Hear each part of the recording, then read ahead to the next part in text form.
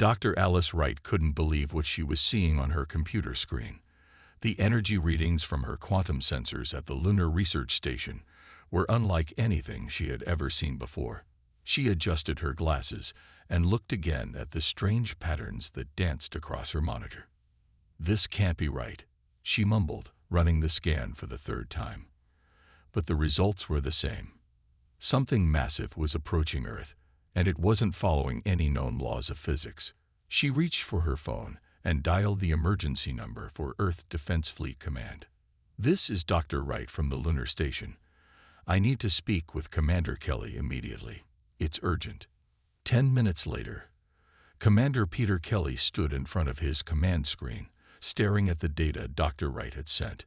His usually calm face showed worried as he watched the blips moving closer to Earth. 20 ships, maybe more, all bigger than anything humans had ever built. "Sound the alert," he ordered his staff. "But keep it quiet. We don't want to cause panic." Around the world, military bases went on high alert. Soldiers quietly moved into position. Space stations prepared for possible trouble. But on the surface, everything looked normal. People went to work, children played in parks, and life continued as usual. Ambassador Laura Martinez was in the middle of a meeting when her aide rushed in with the news. She quickly made her way to the United Nations building in New York, where other world leaders were gathering. They had practiced for this moment, but now that it was real, everyone felt scared and excited at the same time. The alien ships appeared suddenly, jumping out of what looked like tears in space itself. They were beautiful in a strange way. Their hulls shimmered like oil on water, changing colors as they moved. The largest ship was shaped like a massive arrowhead and was bigger than Manhattan. Earth's leaders watched on their screens as the first message came through. It was in perfect English, which was surprising and a little scary. The alien face that appeared on the screen looked almost like a mix between a cat and a lizard, with scales that shifted colors like their ships. "People of Earth," the alien said, its voice deep and smooth. "I am High Commander Zixtal of the Galactic War Council. Your planet has been chosen to join our empire. This is an honor. You have one Earth day to accept our rule. If you refuse," the alien scales turned a dark red. "Well, let's just say refusal has never ended well for any species." The room burst into chaos. Some leaders wanted to fight back right away. Others thought they should surrender to save their people. Ambassador Martinez stood up and asked for silence. "We need to try talking to them first," she said firmly. "We're not going to just give up, but we're not going to start a war if we can avoid it." Commander Kelly agreed, but he also ordered all military forces to be ready. He knew from history that you shouldn't talk to bullies without having a strong backup plan. Dr. Wright watched all this from her lab on the moon. She noticed something interesting about the alien ships. They were giving off quantum energy signatures that matched some of her recent research. She sent a quick message to her old friend, Dr. Richard Thompson, who worked in a secret lab in the Rocky Mountains. "Rich, look at this data. I think we might have something here. Remember that theory we discussed last year about quantum weapons? I think we might need to speed up that research." The next morning, Ambassador Martinez stood in front of a special communication screen, ready to talk to the aliens. She wore her best suit and tried to look confident, even though her heart was racing. "High Commander Zixtal," she began, "Earth welcomes peaceful contact with other civilizations. We are interested in learning about your culture and sharing knowledge. However, we cannot simply surrender our independence. We propose peaceful negotiations instead." The alien commander's scales turned a bright, angry orange. "Negotiations. You don't understand your position, human. We are not asking. We are telling. Your species is primitive. Your weapons are toys compared to ours. Your choice is simple. Bow to us or burn." Ambassador Martinez kept her cool, even though she wanted to shout back at the arrogant alien. "We refuse to be threatened," she said calmly. "Earth has survived many challenges. We will survive this one too." The alien commander hissed, showing sharp teeth. Then you choose extinction. How disappointing, but not surprising from such a young species. We will begin our attack in exactly 10 Earth hours. Your civilization will be a cautionary tale we tell to other primitive worlds." As the screen went dark, Ambassador Martinez turned to Commander Kelly. "Well, I tried. Now it's your turn." Commander Kelly nodded grimly. "We're ready. But honestly, we don't know if any of our weapons will work against their technology." "Maybe not our current weapons," Dr. Wright's voice came through on the command center speakers. "But I think I know how we can fight back. I need authorization to access all our quantum research facilities, and I need it now." The world leaders quickly gave their approval. As Dr. Wright and her team began their work, the rest of Earth prepared for war. People were told to stay in their homes or go to shelters. Military forces moved into position. Satellites were redirected to track the alien ships. In her lab on the moon, Dr. Wright worked faster than she ever had before. She knew that somewhere in her quantum research lay the key to humanity's survival. She just hoped she could find it before the aliens decided to attack. 9 hours left, she muttered, looking at her clock. Well, no pressure, just the fate of human civilization depending on us. She turned back to her computer and started typing. In the background, she could see Earth, beautiful and blue, floating in space. She made a silent promise to protect her home, no matter what it took. The real question was, could humanity develop a weapon strong enough to fight back in just 9 hours? As the clock ticked down, 3 things became clear to everyone involved. First, the aliens were dead serious about their threat. Second, Earth's regular weapons probably wouldn't do much against their advanced technology. And third, humanity's best hope lay in the quantum research that Dr. Wright and her team were racing to complete. The next few hours would determine whether humanity would survive as a free species or become just another conquered civilization in the Galactic War Council's empire. But what nobody knew yet, not even Dr. Wright, was that her quantum research was about to change the balance of power in the galaxy forever. Deep beneath the Rocky Mountains, in a secret lab that few people knew existed, Dr. Richard Thompson stared at the message from Dr. Wright. His coffee had gone cold hours ago, but he didn't care. The data she sent from the alien ships matched their quantum research perfectly. "Everyone, come here," he called out to his team. "And someone get Kate Sullivan from the testing room. She needs to see this too."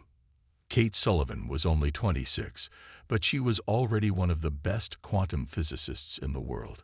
She had been working on a special project involving quantum states when the emergency call came. Her long brown hair was tied back in a messy ponytail as she rushed into the main lab. "What did you find?" she asked, slightly out of breath. Dr. Thompson pointed to his screen. "Look at these energy patterns from the alien ships. They're using quantum fields, but they're only using them for shields and travel. They haven't weaponized the technology yet." Kate's eyes widened. "But we have." "Well, almost have." Their project had started 2 years ago as a way to make better computers. But they had discovered something strange. They could use quantum entanglement to affect physical objects at a distance. It wasn't supposed to work that way, but it did. "How long until the aliens attack?" Kate asked, already moving to her workstation. 7 hours, Dr. Thompson replied. "Dr. Wright is working on the moon base. We need to finish what we started." In the next room, huge machines hummed with power. They were quantum computers, but very different from regular ones. These could change how matter behaved at its most basic level. Admiral John Harrison arrived at the facility an hour later. He looked tired but determined.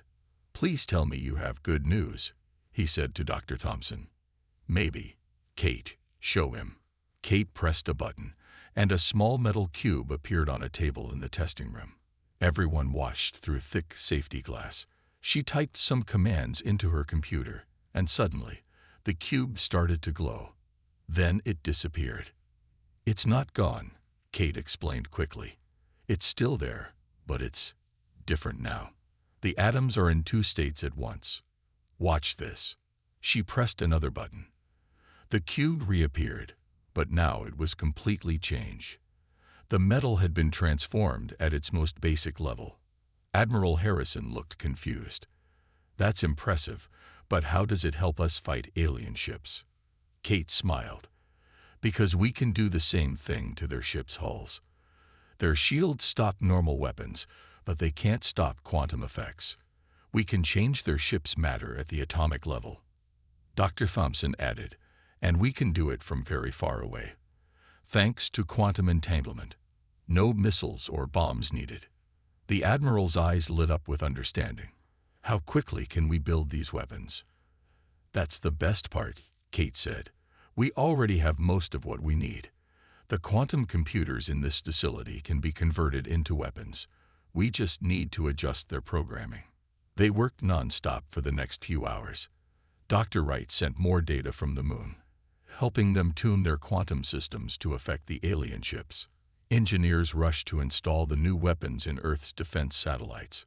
Kate barely noticed when someone brought her a sandwich. She was too busy writing the computer code that would control the quantum weapons. Her fingers flew over the keyboard as she worked. 4 hours left, Dr. Thompson announced. Admiral Harrison was coordinating with military bases around the world. The aliens are spreading their ships out, he reported. They're getting ready to attack. Good, Kate said, surprising everyone. That means they won't be able to help each other when we hit them with the quantum weapons. Dr. Wright's face appeared on their main screen. The aliens are using quantum fields for their shields, she said, but they're using them in a very simple way. They never thought anyone would use quantum effects as weapons. It's like they built a giant wall, but left the door wide open. Kate finished her work and ran a test. In the testing room, another metal cube disappeared, then reappeared completely changed. It works, she said quietly. It really works. Admiral Harrison immediately called Commander Kelly. We have something, he said. How fast can you get the satellites ready? 2 hours, Commander Kelly replied. Maybe less. The aliens don't seem to notice what we're doing. They think we're just moving communication satellites around. In the next hour, Kate and Dr. Thompson helped install their quantum weapon programs in the satellites. Each satellite would be able to affect one alien ship, changing its matter at the quantum level. 3 hours until they attack, Admiral Harrison said. Will we be ready? Kate checked her calculations one more time. Yes, but we should only use this as a last resort. This technology, it's very powerful, maybe too powerful. Dr. Thompson agreed. Once other species see what we can do with quantum weapons, everything will change. The galaxy will never be the same. Ambassador Martinez called from the United Nations. The aliens sent another message, she reported. They're getting impatient. They want our answer now. Admiral Harrison looked at his team. Are the weapons ready? Kate nodded. Ready enough. The programming is done. The satellites are almost in position. We can do this. Then let's show them they picked the wrong planet to bully, the Admiral said. Dr. Wright sent one final message from the moon. Good luck, everyone. The aliens have no idea what's coming. Their quantum sensors are good enough to detect our weapons, but they're not even looking for them. They think we're too primitive to understand quantum technology. Kate looked at the Earth through a window in the underground lab. Somewhere up there, the alien ships were waiting to attack. They thought humans were weak and helpless. They were about to learn a very big lesson about underestimating humanity. 2 hours until they attack, Admiral Harrison announced. Let's get everything ready. As they made their final preparations, Kate thought about how much the world would change after today. Humanity was about to join the galactic community, not as servants or slaves, but as equals, maybe even as leaders. Dr. Thompson put his hand on her shoulder. Whatever happens next, he said, you should be proud. You helped give humanity a fighting chance. Kate smiled and turned back to her computer. There was still work to do and not much time left. But for the first time since the aliens arrived, she felt hopeful. Humanity wasn't going to bow down or give up. They were going to fight back, and they were going to win. The quantum weapons were ready. Now they just had to wait for the aliens to make their move. Captain Stephen Phillips stood on the bridge of the EDS Stellar Dawn, watching the alien ships through his view screen. His ship was one of the few that had been fitted with the new quantum weapons in time. They had hidden the Stellar Dawn behind the moon, waiting for the right moment. 1 hour until their deadline, his second-in-command reported.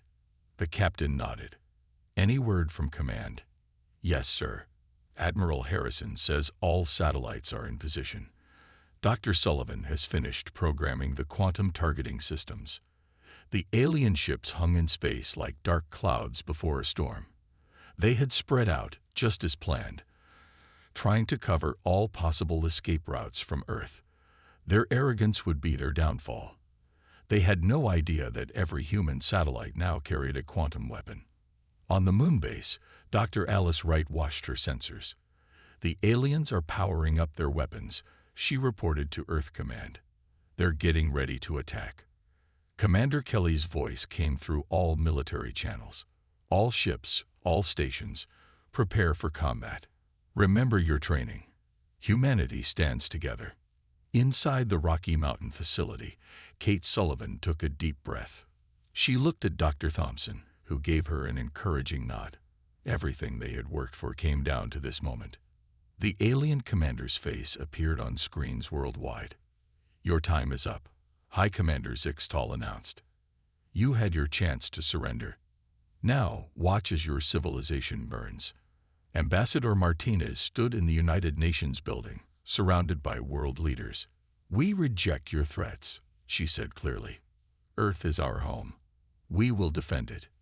The alien commander laughed. "Defend? With what? Your primitive weapons can't even touch our shields. This is not a battle.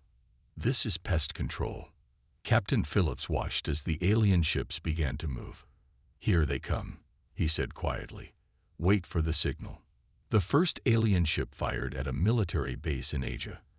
Their weapon was some kind of energy beam that would have destroyed everything it touched, but it never reached its target. Instead, the beam hit an invisible shield, Earth's own quantum defense field, created using the research from Dr. Wright and her team. The alien commander's scales turned pale with surprise. Impossible. They couldn't have. Fire again. More alien ships fired their weapons. None of them got through.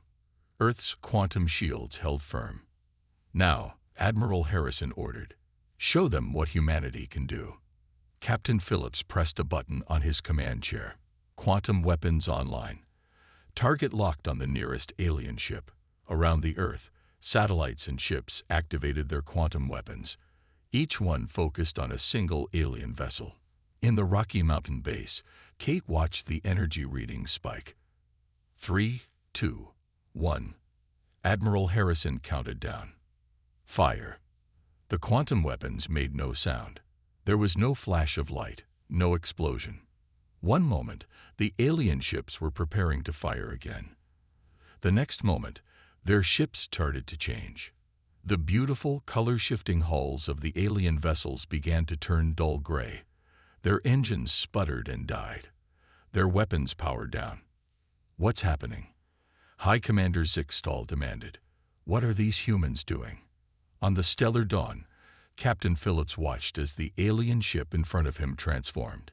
Its hull was literally changing at the atomic level, turning from an advanced alien metal into simple iron. "By all the stars," his science officer whispered. "It's actually working." Kate's quantum weapons weren't destroying the alien ships. They were changing them, making them harmless. The mighty vessels of the Galactic War Council were being turned into floating hunks of normal metal. "Impossible," the alien commander screamed. "These humans are primitives. They can't have this technology." Dr. Wright smiled as she watched from the moon. "Surprise," she said quietly. One by one, the alien ships lost power.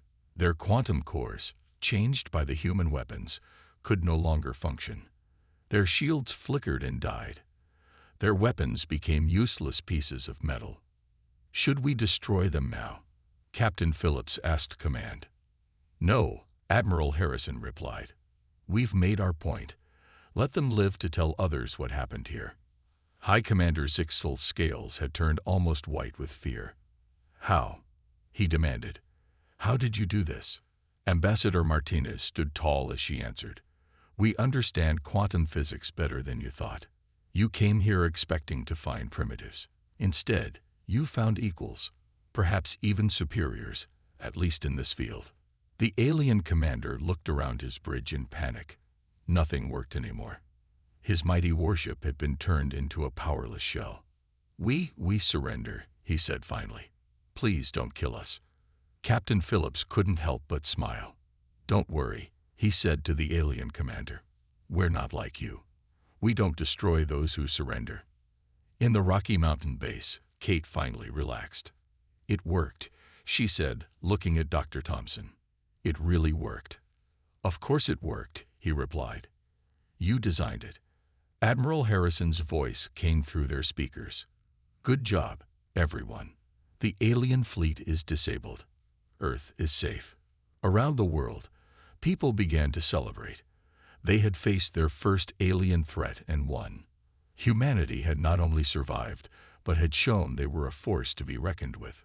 On the stellar dawn, Captain Phillips looked at the disabled alien ships. Send rescue shuttles, he ordered. Let's show them how civilized humans treat their prisoners. The alien crews were surprised by how well they were treated. They had expected revenge, but instead received medical care and decent food. I don't understand, one alien said to Dr. Wright when she came to check on them. You have this powerful weapon. Why don't you use it to conquer us? Because that's not who we are, she replied. We build weapons to defend ourselves, not to bully others. In the coming hours, news of Earth's victory spread across human cities, but more importantly, it was spreading across the galaxy. The mighty Galactic War Council had been defeated by a species they thought was primitive, and they had been defeated not by brute force, but by human intelligence and creativity. The age of human isolation was over. The galaxy would never be the same again. Captain Phillips looked at Earth through his view screen. Send word to command, he said. The first strike is complete. Earth is victorious. News travels fast in space. Within 3 days of Earth's victory, every species in the galaxy knew about the human quantum weapons. On the Galactic War Council's homeworld, a massive building shaped like a spiral shell buzzed with angry voices. This is outrageous, shouted Delegate Vren of the Scorpius sector. His insect-like body trembled with rage. How could you attack a species with such advanced quantum technology without proper study? High Commander Zixtal, his scales now a dull gray color of shame, stood in the center of the room. Our scans showed they were primitive. They had barely reached their moon. Yet they defeated your entire fleet, said Queen Mother Lazura. Her crystalline body sparkled as she spoke. And they did it without destroying a single ship or killing anyone. That shows both power and wisdom. The council chamber erupted in arguments. Some wanted to launch a full attack on Earth. Others wanted to make peace immediately. A few even suggested making humans join the council. Back on Earth, Ambassador Laura Martinez prepared for her first meeting with other alien species. This time, they were coming in peace. Representatives from 30 different civilizations had requested meetings with Earth's leaders. In the Rocky Mountain facility, Kate Sullivan worked with Dr. Thompson and Dr. Wright on improving their quantum technology. They had moved all their equipment to a new, larger facility that people were calling Quantum Command. Look at these messages, Dr. Wright said, showing them her tablet. Scientists from 12 different worlds want to work with us. They've never seen quantum technology used like this before. Kate looked up from her computer. Should we share our research with them? Some of it, Dr. Thompson replied. But the weapons stay secret. We don't want this technology misused. Admiral Harrison entered the lab with Captain Phillips. Both men looked tired but happy. The last alien ship has been repaired and sent home, the captain reported. They were very grateful for our help. Too grateful, maybe, Admiral Harrison added. 3 of their crew asked for permission to stay and study with us. The Council is not going to like that. On the Council homeworld, things were getting worse. High Commander Zixtal had been removed from his position. Now, the Council members fought over what to do next. "We must attack now," shouted Delegate Crows, a being made of living metal, "before they make their weapons even stronger and face the same defeat," asked Queen Mother Lysara. "No, we must talk to them, learn from them." A new voice spoke up. It belonged to Elder Paz, one of the oldest council members. His body was mostly energy contained in a special suit. "Perhaps," he said softly, but everyone stopped to listen. "We should ask ourselves why we attack other species at all." The chamber went quiet. This was a question many had thought about, but never dared to ask. For centuries, Elder Paz continued, we have forced other species to join us through fear and violence. Yet here are the humans, who defeated us not to conquer, but simply to protect themselves. Maybe they have something to teach us. Back on Earth, Kate was showing Ambassador Martinez the latest quantum discoveries. We found out why their ships changed color, she explained. They were using quantum fields for everything. Shields, weapons, even the hull paint. When our weapons disrupted their quantum systems, everything stopped working. The ambassador finished. No wonder they're scared of us. We didn't just beat their weapons. We beat their whole technology. Dr. Wright joined them, carrying new sensor readings. More alien ships approaching, she announced. But these ones are different. Smaller, older technology. And they're sending peace signals. These were ships from smaller alien civilizations, ones that the Council had bullied for years. They wanted to talk to the humans who had stood up to the mighty Council and won. Ambassador Martinez spent the next few days meeting alien representatives. Some looked like giant plants. Others were made of gas or energy. One species was so strange that humans couldn't even see them without special glasses. But they all wanted the same thing: friendship with Earth. In the council chamber, Elder Paz's words had started something new. Younger council members began speaking up, questioning the old ways. Why did they need to conquer others? Why not invite species to join peacefully? The humans didn't try to destroy us when they could have, one member pointed out. They showed mercy, honor. These are qualities we should respect. Queen Mother Lysara stood up. I call for a vote, she announced. We must decide. Do we continue our old ways of conquest, or do we try something new? The vote took 3 days. Every council member had to speak. Some told stories of how their own species had been forced to join the council long ago. Others talked about the fear they saw in younger species' eyes. On Earth, humans watched and waited. The quantum weapons stayed ready, just in case. But Ambassador Martinez believed there would be no more attacks. They're not evil, she told the United Nations. They're just stuck in old ways of thinking. Sometimes it takes a shock to make people, or aliens, change their minds. Kate worked in her lab, making new discoveries every day. You know what's funny? She said to Dr. Thompson. We developed these weapons to save Earth, but they might end up saving the whole galaxy from endless war. The council finally finished voting. The results shocked everyone. By a small margin, they had voted to change their ways. No more forced joining. No more conquest. The Galactic War Council would become simply the Galactic Council. Elder Paz sent the first message to Earth himself. We wish to learn from you, he said, not just about quantum physics, but about how to be better. Ambassador Martinez smiled as she read his message. Humanity's first step into the galaxy had been forced by threats and violence. But maybe their second step could be one of peace and friendship. In Quantum Command, Kate looked at the stars through a window. Somewhere out there, aliens were trembling at the thought of human quantum weapons. But they were also talking about peace for the first time in centuries.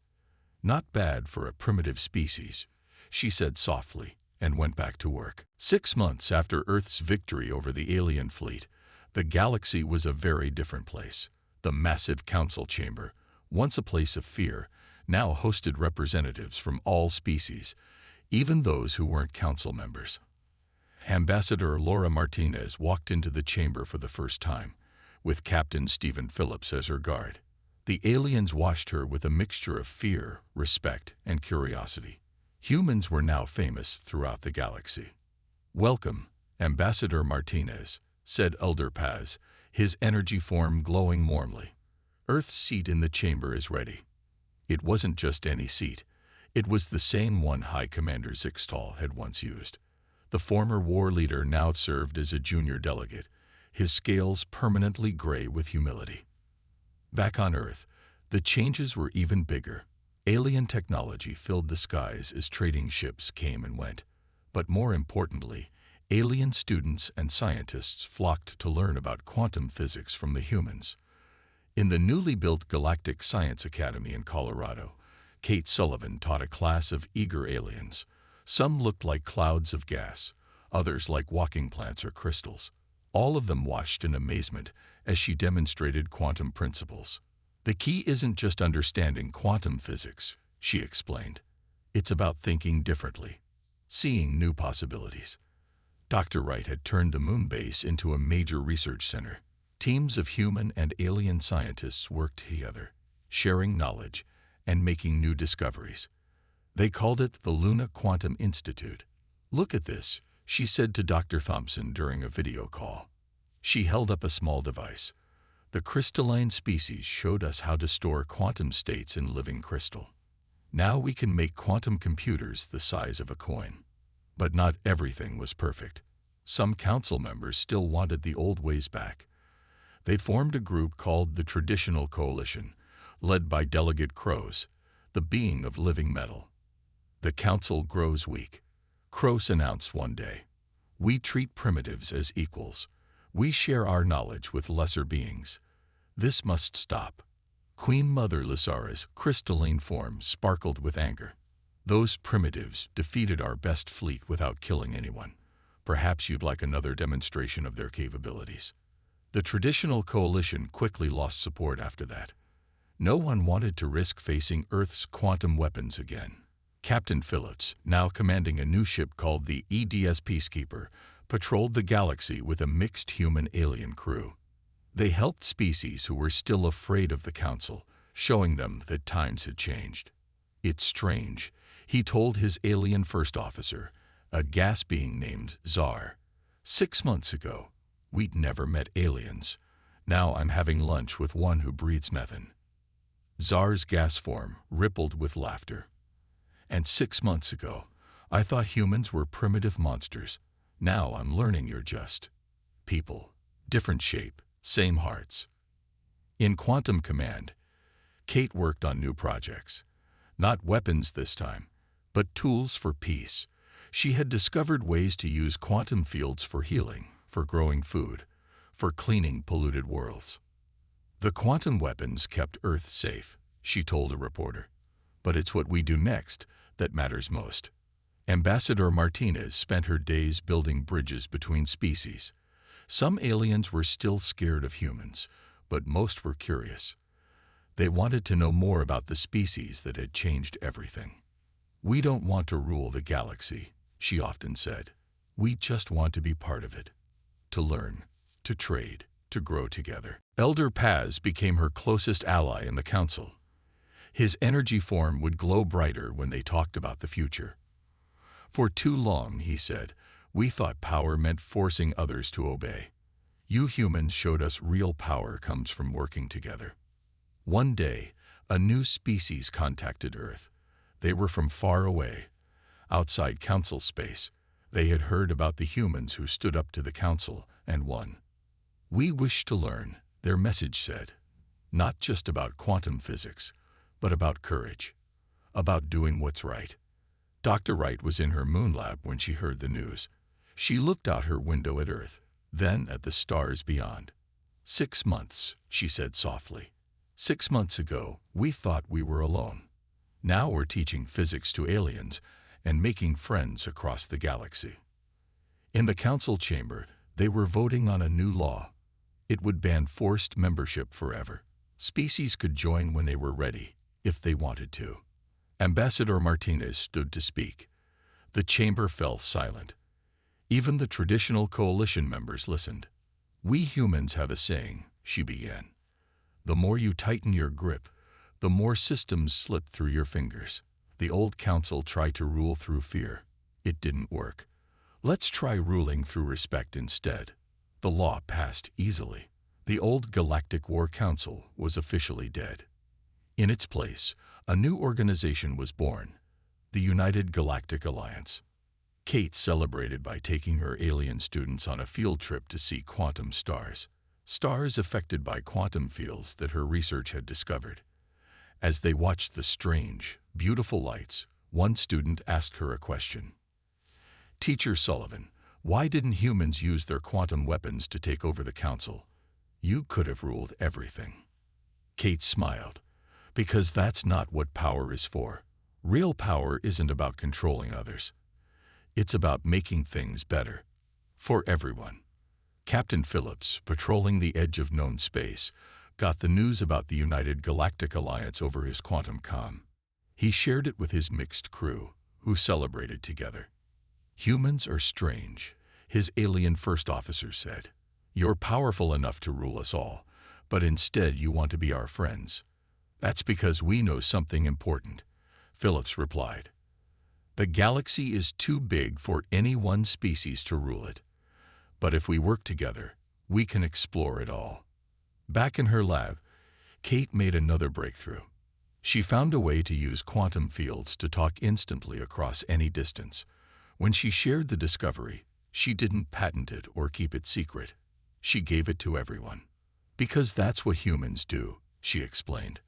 "We don't just make things. We share them. We make them better. Together." And so, a new age began. Not an age of war or fear, but an age of discovery and friendship. Earth had changed the galaxy not just with powerful weapons, but with powerful ideas. The quantum weapons that had saved Earth now sat quiet, a reminder rather than a threat. They reminded everyone that sometimes the strongest weapon isn't the one you use, but the one you choose not to use. High above Earth, ships from 100 worlds flew past the moon base. Their crews were no longer warriors or conquerors. They were explorers, traders, and friends. And somewhere in the great dark between the stars, countless other species waited to be discovered. Not by conquerors this time, but by a united galactic alliance that had learned a better way. All because one primitive species had dared to stand up, fight back, and then show mercy.